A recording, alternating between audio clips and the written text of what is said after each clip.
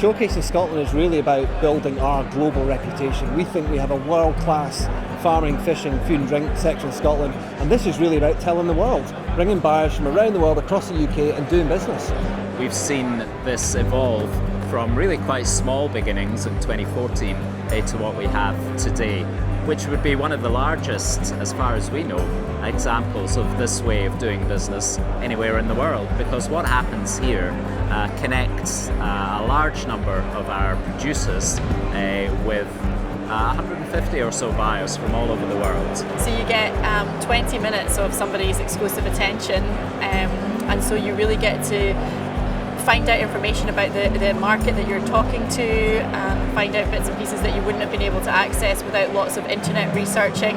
Personally, I love the speed dating element of showcasing, because you have very short, sharp, to the point meetings with people. If you want to have discussions after and round about, that's great, but actually we're very focused. It lets us get a short period of time with buyers. It lets the buyers get the opportunity to talk to as many people as possible.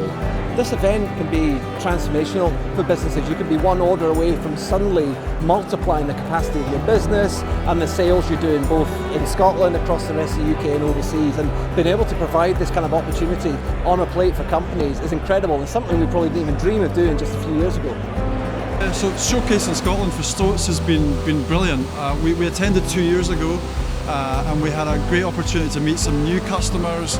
So I think for Belfield Brewery and other really ambitious craft brands like us, it's just a fantastic opportunity to open doors and have conversations. So I think for those that have come for the first time, pretty blown away. Before they've even come into this room to do the hard business, they've been out around Scotland. They've been visiting distilleries and breweries and bakeries and dairies, and they've been visiting seafood businesses and farms. So they've had a real flavour and taste of what our land of food and drink is about. It's immersing people in Scotland as soon as they get here, so they can't really fail to sit down and do some business when they're meeting the suppliers that they've just been out to visit throughout the process. I was really looking forward to the buyer tour, and that surpassed my expectations massively. It was really, really interesting to see how local it actually is. For me, it was surprising to discover 11th generation of some producers, and then at the same time discover several that only have been operating for about 10 years. Rediscovering some of the ancient recipes and trying to get them alive again. I believe from a personal standpoint, I've been impressed of all of my culinary experiences here. Far out exceeded what I thought I would see. As far as the quality of what I see, packaging and growth, you can see why there's growth in products from Scotland. There's just across the board a lot of interesting stuff. So Scotland is about premium, it's about quality. We're not going to do mass volume, low price. It's about that absolute cachet of quality. So for us, it's not only important the sustainability, the family business, but also the story behind the products.